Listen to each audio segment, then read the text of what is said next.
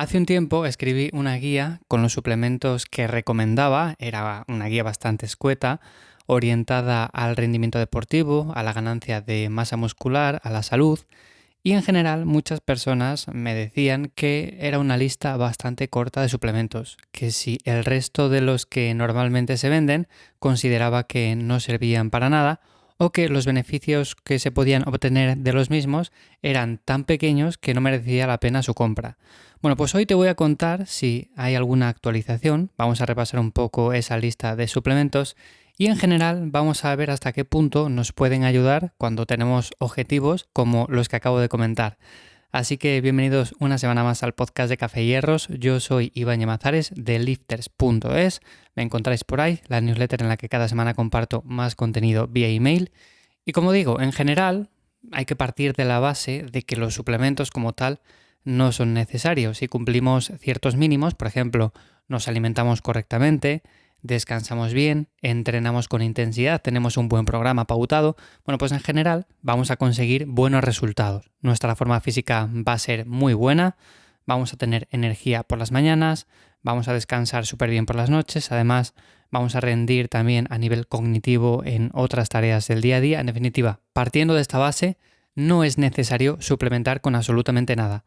Pero es cierto que hay algunas cosas que sí que funcionan, que tienen bastante evidencia, y que si nosotros somos personas que lo hacemos todo milimétricamente perfecto, pero aún así queremos optimizar todo al máximo, bueno, pues como digo, hay ciertas cosas que funcionan, que además tienen muchísima evidencia detrás y que por lo tanto recomiendo. ¿Cuáles son esas cosas? Bueno, pues vamos a decir un poco por encima las que yo normalmente suelo recomendar a personas con objetivos estéticos, con objetivos de ganancia de fuerza, de hipertrofia, de mejora de la salud en general, todas estas cosas. Uno de los que más conocemos es la creatina. Todos conocemos ya este suplemento, sabemos que tiene mucha investigación detrás, que sobre todo no solamente es efectivo a nivel de rendimiento deportivo, sino también de salud, y por lo tanto, suplementar con creatina mejora en general el rendimiento deportivo de cualquier persona y sobre todo ciertos parámetros de salud. ¿Quiere decir esto que la creatina es necesaria como tal? No, no es que sea necesaria y de hecho podemos prescindir de ella sin ningún tipo de problema. De hecho, yo por ejemplo, a día de hoy llevo sin tomar creatina pues seguramente casi 6 meses. De vez en cuando la tomo, pero soy una persona lo que se llama no respondedora. ¿Y qué quiere decir eso? Que seguramente los beneficios que yo pueda obtener sean mucho menores de los que obtiene otra persona que sí responde bien a ese suplemento. Entonces, si yo obtengo un 20% de los beneficios de la creatina, hay personas que obtienen un 80, un 90%, y entonces, evidentemente, en esas personas es muchísimo más recomendable que no, por ejemplo, en personas como yo. ¿Cómo sé que, por ejemplo, soy una persona no respondedora? Muy sencillo.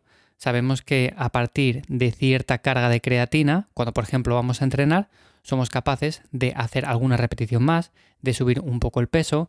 En general lo que se dice, mejorar algo el rendimiento, ¿no? No es que sea una cosa muy exagerada, pero evidentemente se nota.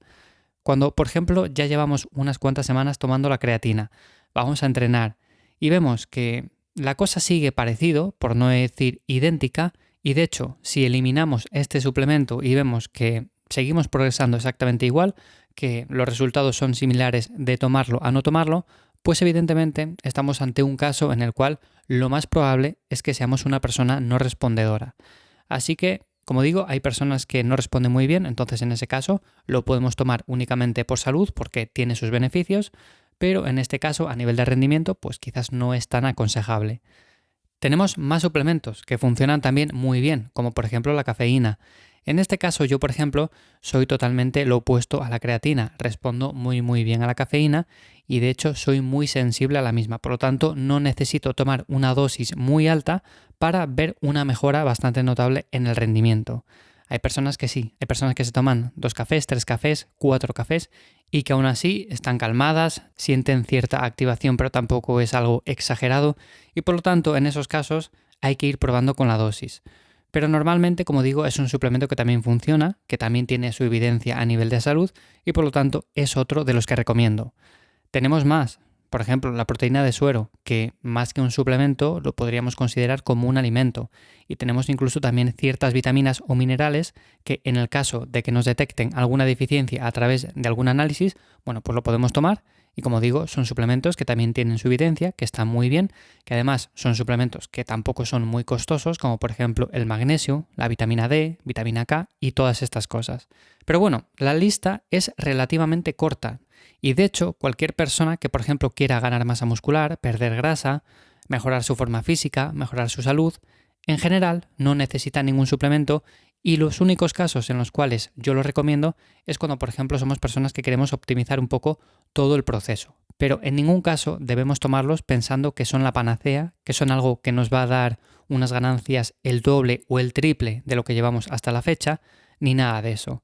Porque ¿cuánto prometen estos suplementos y cuánto dan realmente? Bueno, pues prometer normalmente sí que es cierto que prometen bastante más de lo que a veces se nota, porque tanto la creatina, la cafeína, la proteína de suero, estos minerales que acabo de comentar, vitaminas, bueno, pues es verdad que tienen muchos estudios detrás, que vemos que sí que funcionan realmente, no como otros que tienen algunos estudios un poco ahí mal hechos y vemos que aún queda mucho por investigar, pero como digo, estos sí que funcionan, pero además de que funcionan, le meten muchísimo marketing, muchísimo copy para que parezca mucho más de lo que realmente es, y aunque es verdad que quizás podemos obtener, vamos a poner un 2%, un 5% de mejora con respecto a lo que ya venimos realizando sin tomar ningún suplemento, bueno, pues aquí siempre nos lo exageran un poco para que, en cierto modo, dependamos de ellos durante la mayoría del año.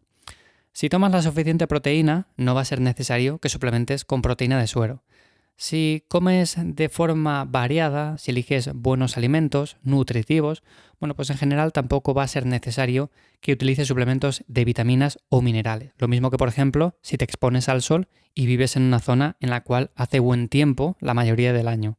Y luego, por ejemplo, con el tema de la creatina, es verdad que los alimentos actuales pues quizás no tienen tanta como los que podían consumir hace 50 años o más, así que bueno, en este caso es aconsejable ir probando y ver si somos una persona más respondedora, menos respondedora y ver cómo puede influir esto, por ejemplo, en el rendimiento deportivo.